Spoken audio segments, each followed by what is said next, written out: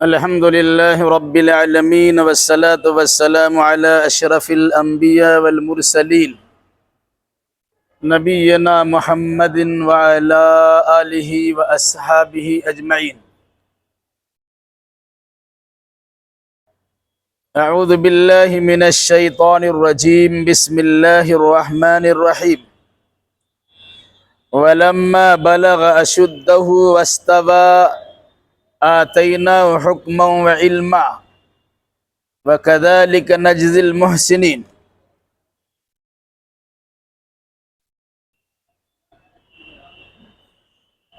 اس سے پہلے کی آیتوں میں حضرت موسیٰ علیہ السلام سے متعلق یہ باتیں آپ کے سامنے آئی تھی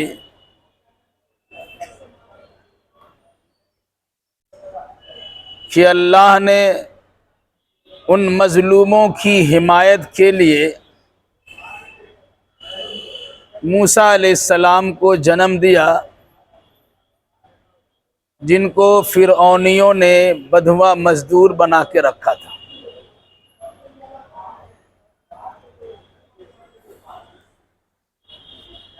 جبکہ فرعون نے اس بچے کو روکنے کے لیے ہزاروں بچوں کو تہہ تیگ کروا دیا تھا، لیکن اللہ جسے پیدا کرنا چاہتا ہے اور جسے زندگی بخشنا چاہتا ہے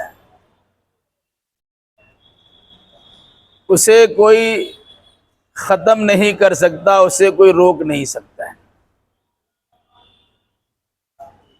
بلکہ اللہ تبارک و تعالیٰ نے غیب سے ایسے اسباب پیدا کر دیے کہ جس بچہ کو ختم کرنے کے لیے ہزاروں بچے کو ختم کر دیا تھا فرعون نے، اسی بچے کی پرورش و پرداخت اللہ نے فرعون کے دربار میں شاہی انداز سے کروا دیا. تفصیل اس سے پہلے گزشتہ آیتوں میں آ چکی ہے.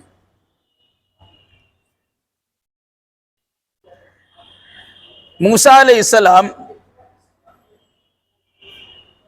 اپنی والدہ کے گھر رہنے لگے. پرورش کا سارا خرچہ فرعون کے دربار سے شاہی انداز میں پہنچتا رہا.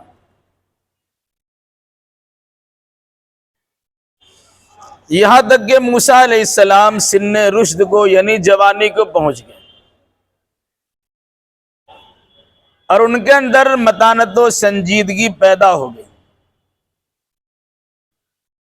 اللہ نے انہیں علم و حکمت سے بھی نواز دیا.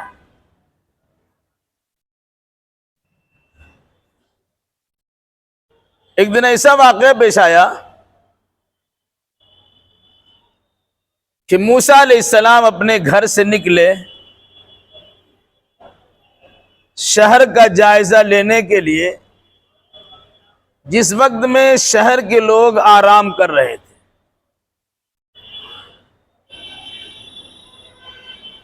دیکھا کہ دو آدمی آپس میں لڑ رہے ہیں. موسیٰ علیہ السلام نے ان کے مسئلے کو حل کرنے کی کوشش کی،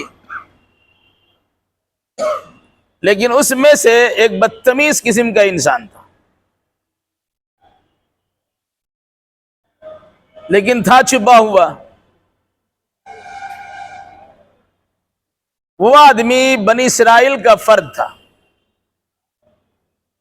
دوسرا فرعونی اور قبطی تھا. ان دونوں میں اختلاف چل رہا تھا.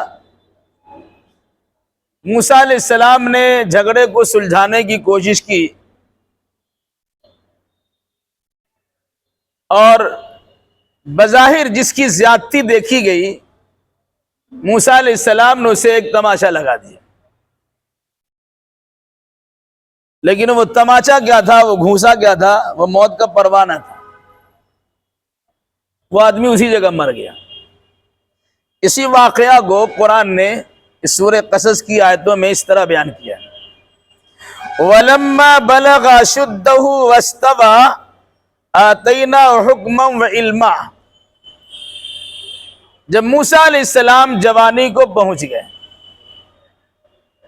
اور ان کے اندر متانت و سنجیدگی آ گئی، سنجیدہ جوان ہو گئے، آتینا حکمم و علما، تو اللہ نے کہا ہم نے ان کو اپنی جانب سے علم بھی عطا کیا، حکمت بھی عطا کی۔ کسی بھی قوم میں علم و حکمت آ جائے تو بہت بڑی بات ہوتی ہے، اور خاص طور سے جوانوں کے اندر جب یہ شعور پیدا ہو جائے تو بہت بڑا کارنامہ انجام دیتے ہیں۔ تو اللہ نے موسیٰ علیہ السلام کو حکمت بھی عطا کر دیا، دانائی بھی بخش دی، علم کے زیور سے آراستہ بھی کر دیا۔ قرآن کہتا ہے وَكَذَلِكَ نَجْزِي الْمُحْسِنِينَ، ہم ایسے ہی اخلاص والوں کو اور نیکوکاروں کو بدلہ دیا کرتے ہیں۔ موسیٰ علیہ السلام بنی اسرائیل کا ایک فرد ہے، اپنے ماں باپ کا فرما بردار ہے، قوم کا ہمدرد و غم گسار ہے،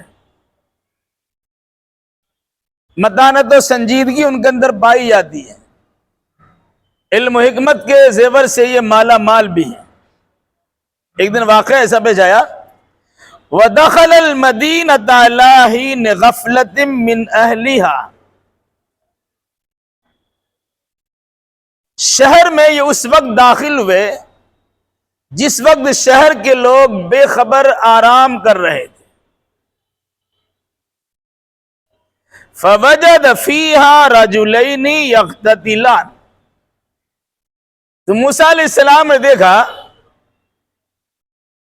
کہ شہر میں جب سناٹا چھایا ہوا ہے، آمد و رفت کا سلسلہ موقوف ہے، آپس میں دو آدمی لڑ رہے ہیں۔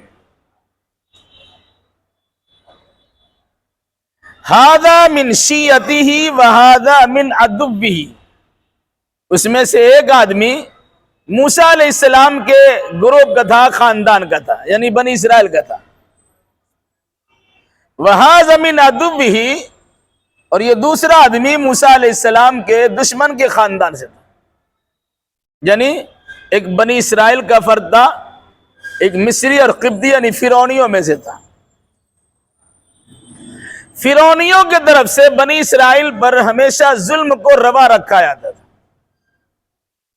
اسے بدھوا مزدور بنا کے بھی رکھا تھا، اور شہر کے مقابلے میں شہر سے دور کہیں پر ان کی آبادی کو بسا دیا تھا، لیکن بیگاری کا کام ان سے لیا جاتا تھا۔ ایک مرتبہ موسیٰ علیہ السلام اسی کو دیکھنے کے لیے شہر میں آئے، اس وقت میں جب عام طور سے ظہر کے وقت میں لوگ قیلولہ کرتے ہیں، کام کاج کو بند کر کے آرام کرتے ہیں، تو دیکھا دو آدمی لڑ رہے ہیں، ایک آدمی بنی اسرائیل کا تھا اور ایک آدمی قبطی اور فرعونی میں سے تھا۔ فَاسْتَغَاثَهُ الَّذِي مِنْ شِيَّتِهِ عَلَى الَّذِي مِنْ عَدُوِّهِ، تو وہ آدمی جو موسیٰ علیہ السلام کے گروپ کا تھا، یعنی بنی اسرائیل کا فرد تھا، اس نے اس آدمی کے خلاف میں موسیٰ علیہ السلام سے مدد طلب کیا جو آدمی موسیٰ علیہ السلام کے دشمنوں میں سے تھا۔ فَوَقَذَهُ مُوسَى فَقَضَى عَلَيْهِ، موسیٰ علیہ السلام نے گھونسا لگایا اور اسی وقت اس کی موت واقع ہو۔ حالانکہ موسیٰ علیہ السلام کو اس کے مارنے کا ارادہ نہیں تھا، کوئی بدتمیزی بدماشی کرتا ہے ایک دو ہاتھ لگا دیتے ہیں، مقصد وہی تھا کہ اس کو ادباً یا تادیباً ہلکا پھلکا تماچا لگا دیتے ہیں، لیکن اس تماچے کی تاب کو برداشت نہ کر سکا، وہ آدمی وہی مر گیا۔ اب تو مسئلہ کھڑا ہو گیا، بھائی مارنے کا ارادہ نہیں تھا، آپس میں دو آدمی الگ آدمی کی لڑائی چل رہی تھی، یہ تو صلح سلامتی کرنے گئے ہوئے تھے، اصلاح کرنے کے لیے تادیباً کچھ تماشا رسید کرنے کا ارادہ کیا، اور کیا پتہ موسیٰ علیہ السلام کو کہ مر ہی جائے گا، وہ مر گیا۔ فوراً موسیٰ علیہ السلام نے کیا کہا، قال هذا من عمل الشیطان، یہ تو شیطانی کام ہو گیا، یعنی موسیٰ علیہ السلام نے اسے قتل کیا یہ قتل عمد نہیں، قتل خطا تھا. خطا مطلب بھول چوک سے قتل ہو گیا، مارا گیا. لیکن مر تو گیا آدمی. فوراً موسیٰ علیہ السلام نے اللہ تبارک و تعالیٰ کی بارگاہ میں توبہ استغفار کیا. کیا فرمایا؟ ھذا من عمل الشیطان، یہ تو شیطانی کام ہو گیا. انہ عدو مضل مبین، یقین شیطان تو بڑا دشمن بھی ہے اور کھلا گمراہ کرنے والا ہے. یعنی موسیٰ علیہ السلام کو شیطان نے جذباتیت سے دوچار کر دیا اور موسیٰ علیہ السلام غصے میں آ کر اس آدمی کو تماشا لگا دیا. چوٹ اتنی گہری لگی کہ برداشت نہ کر سکا، اس کی روح پرواز کر گئی، وہیں مر گیا، وہ ڈھیر ہو گیا. پھر موسیٰ علیہ السلام نے ایک تو غلطی کا اعتراف کیا، فوراً اللہ تبارک و تعالیٰ سے معافی مانگی. قال رب انی ظلمت نفسی فاغفر لی فغفر لہ انہ هو الغفور الرحیم. موسیٰ علیہ السلام نے کہا میرے رب میں نے اپنے اوپر ظلم کر لیا، ناحق ایک آدمی کو میں نے مار دیا، وہ اپنے اوپر ہی میں نے ظلم کیا ہے. اس کو بھی میرے طرح زندہ رہنے کا حق تھا، خواہ مخواہ میں نے اس کا زندہ رہنے کا حق چھین لیا. اس طرح ان پر میری جانب سے گویا ظلم ہو گیا. اس ظلم کو کیا کہا؟ رب انی ظلمت نفسی، میں نے اپنے اوپر ظلم کر لیا کہ میرے ہاتھ سے ایک انجان آدمی کی موت واقع ہو گئی. وہ مجرم اس معنی کر کے نہیں تھا کہ اس کو قتل کر دیا جانا چاہیے تھا، لیکن بھول ہم سے ہوئی اور میرے ہاتھ سے وہ مارا گیا.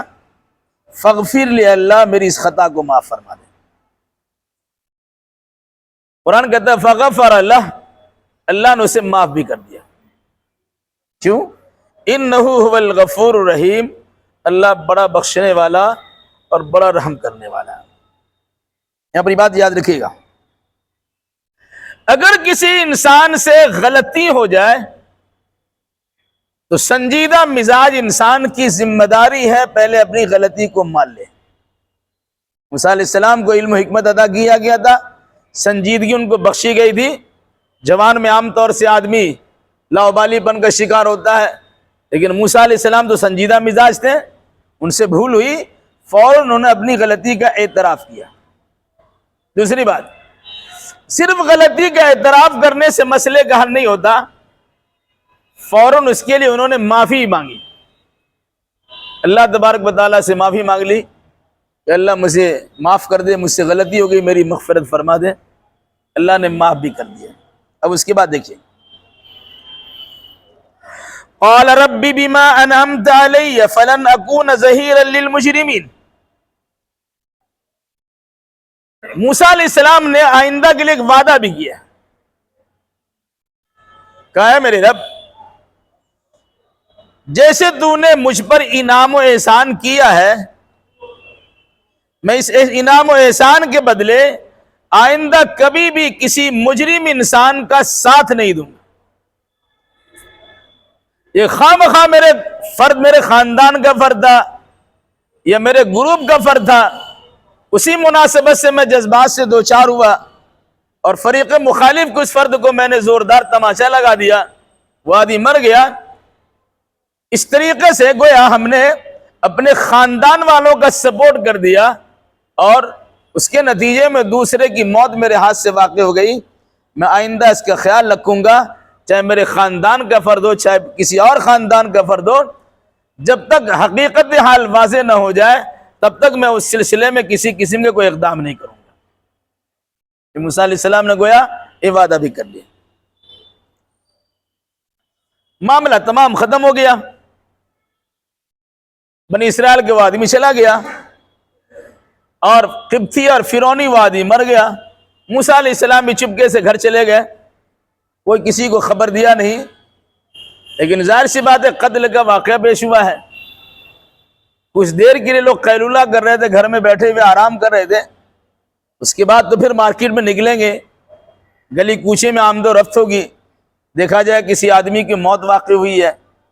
اب اس کی تفتیش ہوگی، تحقیق کیا جائے گا، پھر اس کے بعد کیا معاملہ ہوگا. ظاہر سی بات ہے جو آدمی قتل کرتا ہے اس کے دل میں تو ڈر لگا رہتا ہے، خدا نہ خواستہ اگر اس سلسلے میں میرے بارے میں پتہ چل گیا تو پھر میرا معاملہ کیا ہوگا؟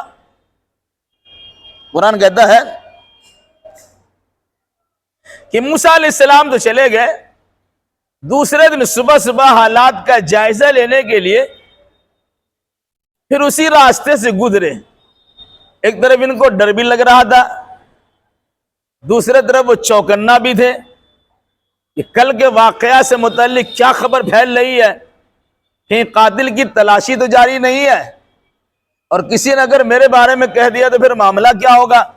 اس طرح کی سوچ بچار کے ساتھ موسیٰ علیہ السلام بڑے چوکنا ہو کر ڈرتے ہوئے صبح شہر کے اندر پھر آ گئے، چونکہ کوئی دیکھا نہیں تھا، وہی ایک آدمی دیکھا تھا، باقی کوئی دوسرے دیکھنے والا نہیں تھا، اور جو دیکھا تھا اسی کے سپورٹ میں یہ معاملہ ہوا تھا، وہ تو بتائے گا نہیں۔ لیکن ہوا کیا؟ فَأَصْبَحَ فِي الْمَدِينَةِ خَائِفًا يَتَرَقَّبُ، پھر صبح صبح موسیٰ علیہ السلام شہر میں ڈرتے ہوئے چوکنا ہو کر تشریف لائے۔ دیہات سب شہر میں آ رہے ہیں تو حالات کا جائزہ بھی لے رہے ہیں، کچھ سنگن معلوم کرنے کی کوشش بھی کر رہے ہیں، ایک طرف سے ڈر بھی لگا ہوا ہے اور دوسری جانب وہ ہر طرف اپنی نگاہ پھیلا کے حالات کا جائزہ بھی لے رہے ہیں۔ فَإِذَا الَّذِي اسْتَنْصَرَهُ بِالْأَمْسِ يَسْتَصْرِخُهُ، پھر وہی آدمی جس نے گزشتہ کل موسیٰ علیہ السلام سے مدد طلب کیا تھا، وہی آدمی موسیٰ علیہ السلام کو زوردار آوازیں پکار رہا ہے، اے موسیٰ ادھر آئیے۔ یہ تو سوچ رہا تھا کہ میرے خاندان کا فرد ہے، میرے بنی اسرائیل کا آدمی ہے، میرے گروپ کا آدمی ہے، پھر وہ آدمی کسی دوسرے سے لڑ رہا تھا اور اس سے لڑائی میں مدد طلب کرنے کے لیے موسیٰ علیہ السلام کو پھر بلا رہا تھا۔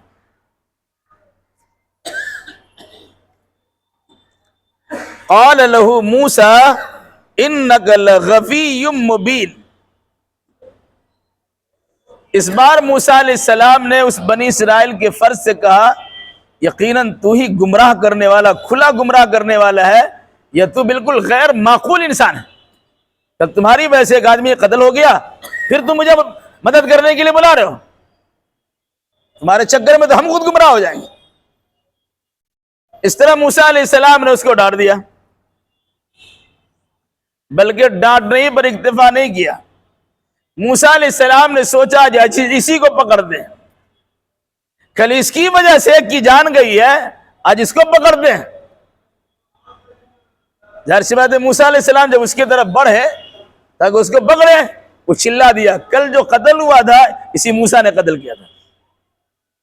ابھی تک تو قتل کا معاملہ چھپا ہوا تھا، لیکن اس آدمی نے دیکھا کہ آج اگر موسیٰ علیہ السلام کی چنگل میں ہم چلے گئے تو کل کتنا ہم بھی ختم ہو جائیں گے، تو بچنے کے لیے وہ چلاتا ہوا بھاگ اور کہا ارے کل جو قتل ہوا تھا کسی اور نے قتل نہیں کیا، اس کا پتہ نہیں ہے، وہ موسیٰ نے قتل کیا تھا۔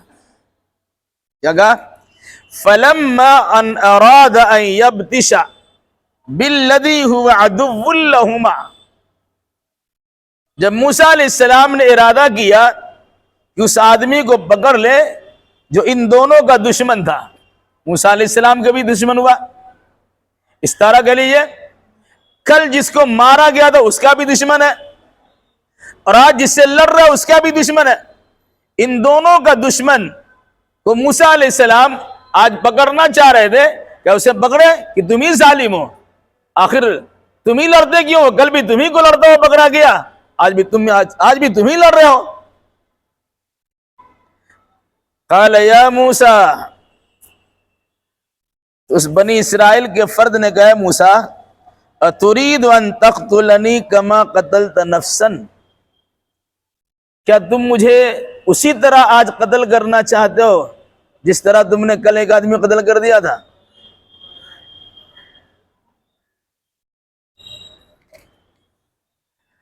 ان تريد الا ان تكون جبارا في الارض، تم تو روئے زمین پر آدمی کو مجبور بنا دینے والے ہو، جو تم انسان پر ظلم کرنے والے ہو، کل ایک کو مار چکے اور تم مجھ کو مارنے جا رہے ہو۔ وما تريد ان تكون من المصلحين، تم اصلاح کرنے والے نہیں ہو. اگر اصلاح کرنے والے ہوتے تو کل تم ہم دونوں کے جھگڑا کو چھڑا دیتے، مارنے کی نوبت کیا آتی؟ آج بھی تمہارا نظریہ ہی دیکھا، آج ہمیں پکڑنے کی کوشش کر رہے ہو. اصلاح کرنے کی بات ہوتی تو رک کے سمجھا دیتے، بجھا دیتے، لیکن میرے طرف تمہارا ہاتھ بڑھ رہا ہے. اس کا مطلب یہ ہے کہ تم ظلم بربریت پھیلانا چاہتے ہو اور اصلاح کرنے کا ارادہ نہیں رکھتے. یہ الٹا چور کوتوال کو ڈانٹے. اس بنی اسرائیل نے جس کی مدد میں موسیٰ علیہ السلام کی ہاتھ سے ایک آدمی کا قتل ہو چکا تھا، وہ اپنی غلطی پر ندامت کی آنسو بہانے کے بجائے اپنے آپ کو شیر بنا لیا تھا کہ ہمارے سپورٹ میں تو کوئی آدمی کھڑا ہے. اس کے نتیجے میں دوسرے سے لڑنا شروع کیا. آج اس نے پھر وہی سوچا تھا کہ موسیٰ علیہ السلام پھر ہماری مدد کریں گے، ایک اور بھی دشمن مر جائے گا.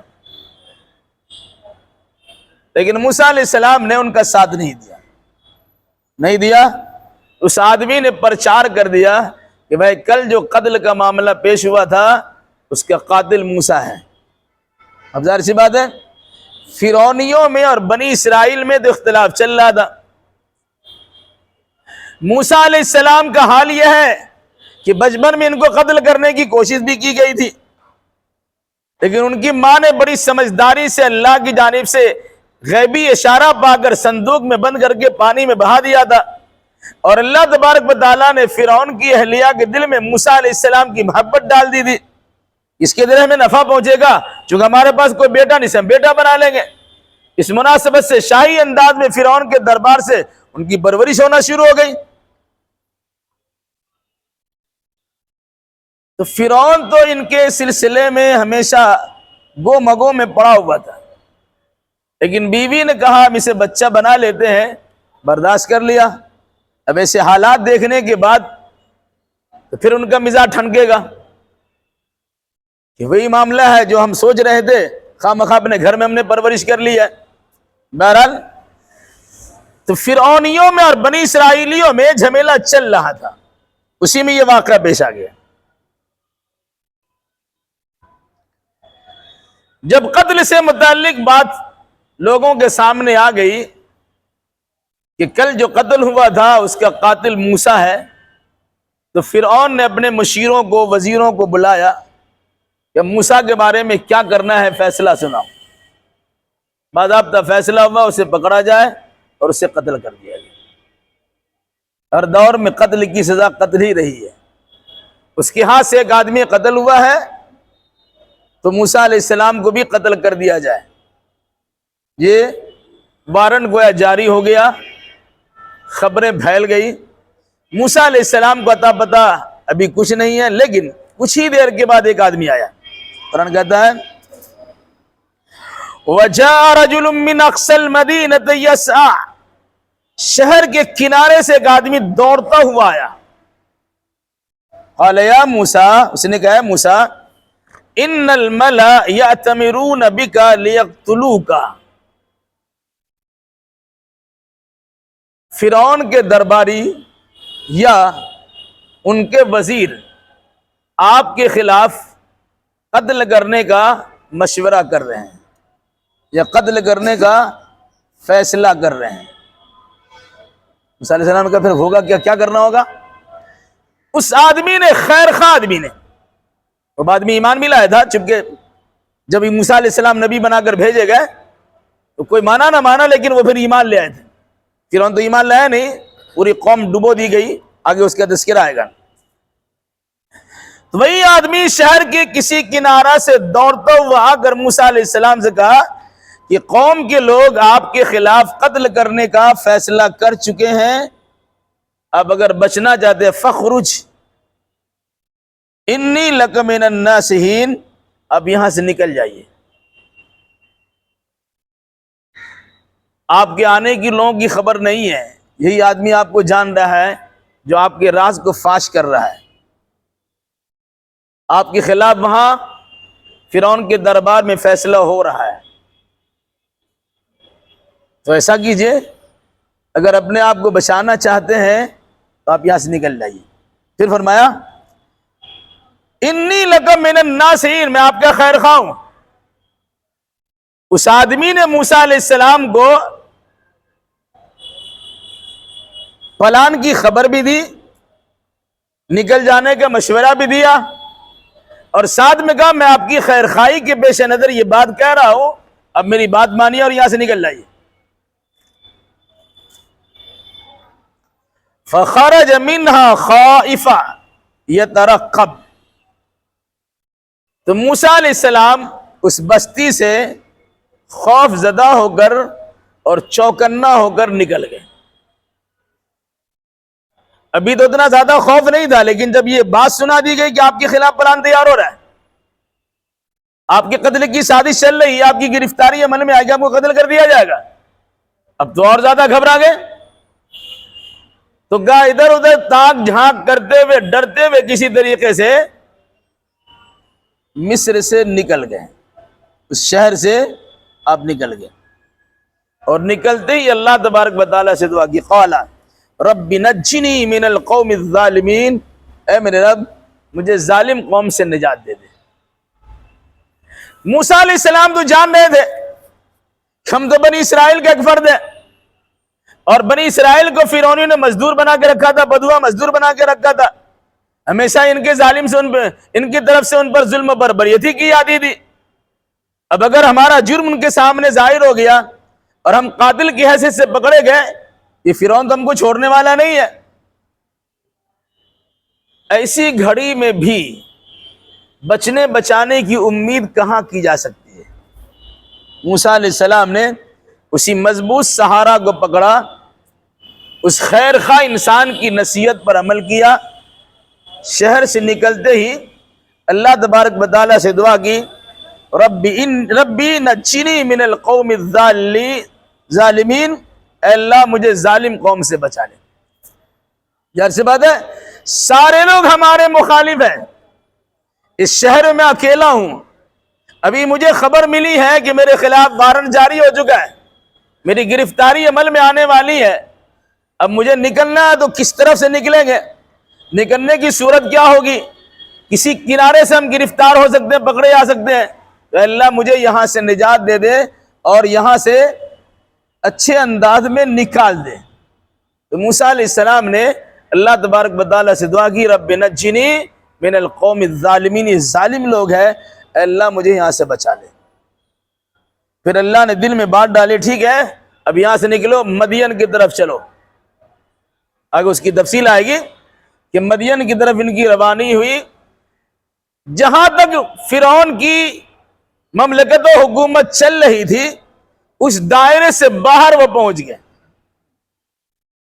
پھر شیخ مدین سے ملاقات ہوئی، اس کے بعد 8 یا 10 سال وہاں رہے، پھر ان کو وہ پھر واپس ہوئے، راستے میں انہیں نبی بنا دیا گیا، پھر فرعون کے دربار میں ہی نبی کی حیثیت سے بھیجا گیا۔ پھر موسیٰ علیہ السلام نے فرعون کو سمجھانا شروع کیا۔ فرعون نے کہا تم تو وہی موسیٰ ہے نا کہ جس کی پرورش میری یہاں ہوئی، میں نے تمہاری دیکھ ریکھ کی، تمہارا خیال رکھا، سارا انتظام تمہارا کیا، تربیت و پرداخت بھی کی، پلے بڑے جوان ہو گئے، تمہارے سر تو ایک قتل کرنے کا الزام بھی لگا ہوا ہے، اور اس کے بعد 70 جوا کھا کے بلی چلی حد کو، ایک آدمی کو قتل کر چکے ہو، آج مبلغ بن کے میرے پاس آ رہے ہو۔ اس طرح کی بہت ساری باتیں جس کی تفصیل آئندہ کی آیتوں میں آ رہی ہے۔ یہاں پر ٹھہر کے 2 منٹ کے لیے بات سوچئے، ایک طرف فرعون جیسا ظالم بادشاہ ہے جس نے موسیٰ علیہ السلام کی ولادت کو روکنے کے لیے ہزاروں بچوں کو مروا دیا تھا، لیکن اللہ تبارک و تعالیٰ نے موسیٰ علیہ السلام کو پیدا کرا ہی دیا، اور ساتھ ساتھ موسیٰ علیہ السلام کے ذریعے سے فرعون کی تباہی و بربادی کا معاملہ بھی پیش آ گیا، تفصیل اس کی آگے آئے گی۔ اللہ نے بنی اسرائیل کی کمزوری پر رحم و کرم کیا، جس کا تذکرہ اس سے پہلے ہو چکا ہے، جنہیں فرعونیوں نے مجبور و مقہور سمجھا تھا، کمزور سمجھا تھا، اللہ نے ان پر احسان کیا، ان میں موسیٰ علیہ السلام جیسے انسان کو پیدا کر دیا جنہیں فرعون کے دربار میں نبوت و رسالت کا پرچار کرنے کے ساتھ ساتھ بنی اسرائیل کی آزادی کا مطالبہ کرنے کا بھی حکم دیا۔ اس دور میں جو حالات دنیا کے پائے جاتے ہیں، اگر قرآن مجید میں موسیٰ و بنی اسرائیل یا موسیٰ و فرعون کے حالات کا جائزہ لیں گے تو ہمارے بہت سارے مسئلے حل ہو سکتے ہیں۔ علماء اس سلسلے میں بتاتے ہیں کہ تقریباً 1/3 حصہ قرآن میں موسیٰ و فرعون پر مشتمل واقعات ہیں۔ کیوں؟ کہ ایسے حالات سے امت محمدیہ کو بھی سابقہ پڑنے والا ہے، تو جس طرح موسیٰ علیہ السلام ان سے نمٹا ہے، اسی انداز سے امت محمدیہ کی ذمہ داری ہے کہ اپنے آپ کو اسی انداز سے پیش کرے، اللہ تبارک و تعالیٰ اس کی مدد فرمائے گا۔ اگر مجبور ہے، مقہور ہے، مظلوم ہے، کمزور ہے، ہمیں اپنے آپ کو کمزور سمجھنے کے بجائے اللہ تبارک و تعالیٰ کی مدد کا طلبگار ہونا چاہیے، اور ساتھ ساتھ اگر ہم سے کسی قسم کی بھول ہوتی ہے تو فوراً اللہ تبارک و تعالیٰ کے سامنے معافی کے طلبگار ہونے چاہیے۔ ساتھ ساتھ اگر ہماری سپورٹ کے نتیجے میں اگر کسی ظالم کی موت واقع ہو جاتی ہے، یعنی کسی مظلوم کی موت واقع ہو جاتی ہے، تو ہمیشہ ہمیں یہ خیال رکھنا چاہیے کہ کبھی بھی ہم کسی ظالم کا مدد کرنے کے لیے تیار نہ ہو۔ خاندانی عصبیت کی بنیاد پر یا علاقائی عصبیت کی بنیاد پر ہم عمل کرنے کے بجائے اللہ اس کے رسول کے فرمان کے مطابق عمل کرنے کی کوشش کریں گے، تاکہ ہمارا معاملہ درست رہے اور ہم اپنے آپ کو ظالم ہونے سے بچائے رکھیں۔ اگر ہم آج قرآنی اس اصول کو اپناتے ہیں تو انشاءاللہ الرحمن بہت سارے فتنہ فساد سے محفوظ رہیں گے، اور جو تباہی و ذلت و خواری ہمارے اندر پائی جاتی ہے، اللہ تبارک و تعالیٰ اسے ہم کو نجات دے دے گا۔ اللہ ہمیں اور آپ کو جملہ مسلمانوں کو کتاب و سنت کی روشنی میں حقیقت حال سمجھنے، سمجھانے اور اسی مناسبت سے عقیدہ اعمال بجا لانے کی توفیق مرحمت فرما۔ آمین۔